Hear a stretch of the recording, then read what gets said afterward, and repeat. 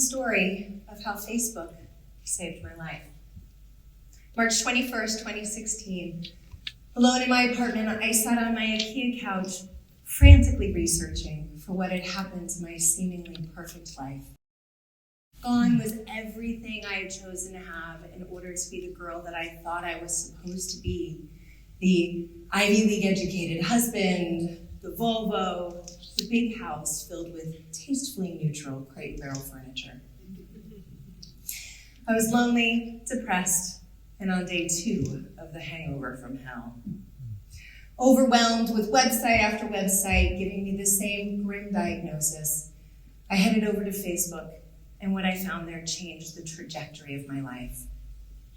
An acquaintance had posted that she was 90 days sober, and I realized that just 90 days before, she was doing the exact same Google search that I was. I reached out to her and asked for help. And later that day, I walked into my first recovery meeting, and I said my authentic truth for the first time in my life. Hello, my name is Sherry, and I'm an alcoholic. And that's when my life really started. But I promise you, without that post from a relative stranger willing to share her vulnerability, her failure, I would not be alive today. Sharing ugly truths like she did is considered inappropriate in our perfection-obsessed culture. Fear of not fitting in, of being pushed out of the tribe is deeply ingrained in our DNA. Yet we constantly fear social interaction. Studies have shown that even the perception of social rejection, real or not, can activate the same regions in our brain as physical pain. So we put on masks. We pretend we're okay, even when we're not.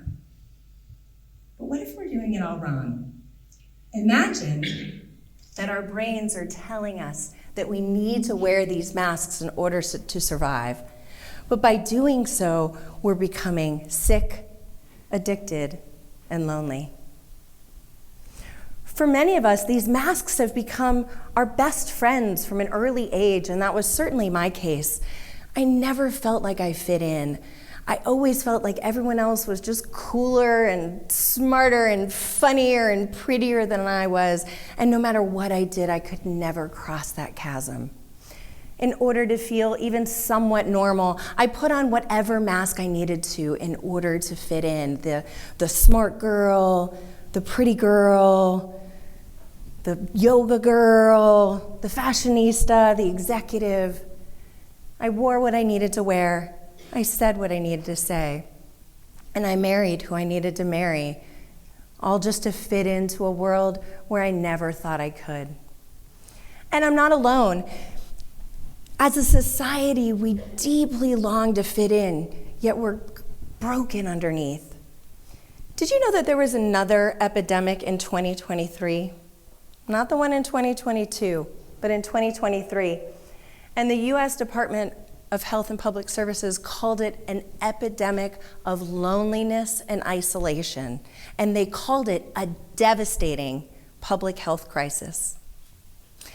The cost of drug addiction in the United States is $740 billion a year and growing. And I could stand here all day and share with you statistics on how these fears are crippling our society. But we got to this place honestly. Our brains told us to fear rejection and we listened. But for many of us, it can lead us into the depths of despair. For me, the burden of my masks never felt heavy until 2011. I always saw them as an appropriate survival mechanism for someone who had lived with an alcoholic father, a bipolar mother, who had been on my own since I was 17, survived multiple sexual assaults, and had lived with a debilitating autoimmune disease. But in 2011, I realized that there was more for me outside of my safe life in corporate America. So I left it all behind to follow my passion as a photographer. Relieved of the expectations of corporate life, I was finally able to take off those masks that I had spent a lifetime putting on. The gray and tan suits were replaced by brightly colored vintage dresses. I traded in the Volvo for a red Mini Cooper and dyed my hair to match. And I traveled to India and Nepal seeking spiritual enlightenment. I felt like I had arrived, like the real me was finally there. I found success, accolades, sponsorships, awards. My pictures were on the cover of magazines. But at home, the story was very different.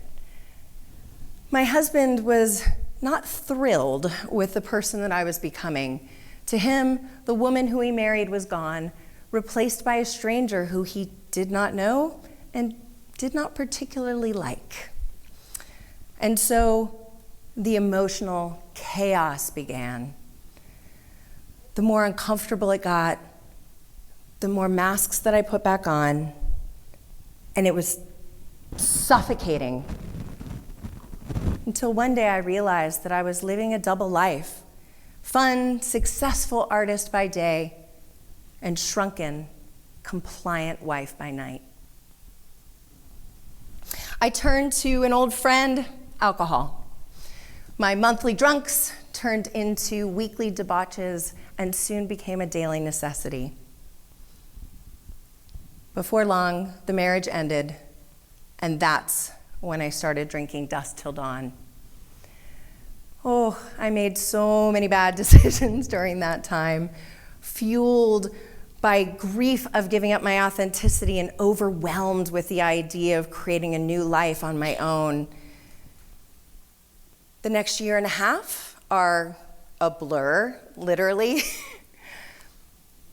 My disease turned me into a tornado that ripped through everything and everyone around me. Just to feel a little bit safe, I put on whatever mask I needed to, but none of them worked. Until I was finally done. It was death or sobriety, and it was a beautiful day in March 2016. In sobriety, I realized that the masks that I had been wearing since childhood were really just a way for me to get over this unrelenting fear that I had felt since birth, that if you saw who I really was, that you would reject me. But now I know that this is a lie. I learned about this thing called the beautiful mess effect, and it says that we perceive our own vulnerabilities more significantly than someone else's. So when I tell you an ugly truth about myself, I think that you'll reject me, but really, you don't care. So now you see that we have this deep need to fit in. So we wear masks, but our brains are lying to us. So without having hit rock bottom, like I did, how can you build this beautiful mess effect into your life? Well, the first thing you can do is just look at the masks that you wear. What are they, and how are they keeping you from connecting with other people?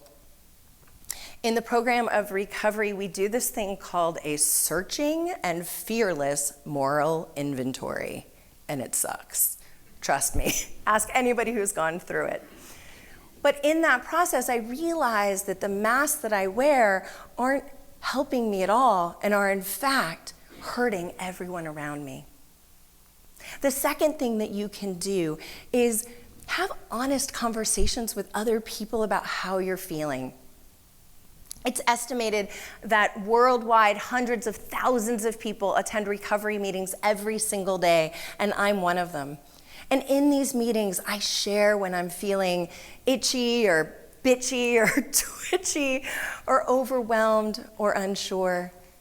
And I hold space for other people to do the same.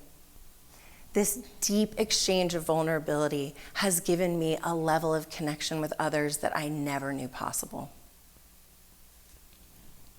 So now it's your turn. If we want our addicted and terminally lonely society to change, then we must be willing to go first.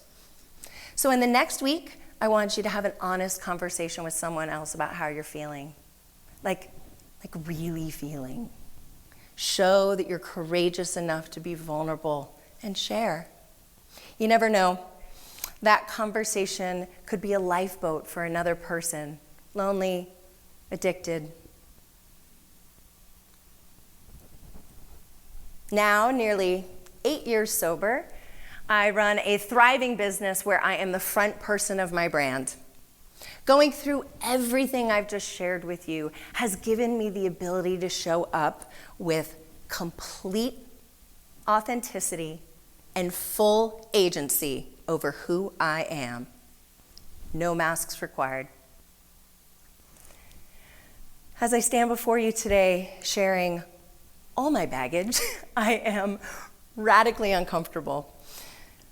But I hope that by doing so, I can help just one other person, because I believe with every fiber of my being that sharing vulnerably can save someone's life. And I know because it saved mine. Thank you.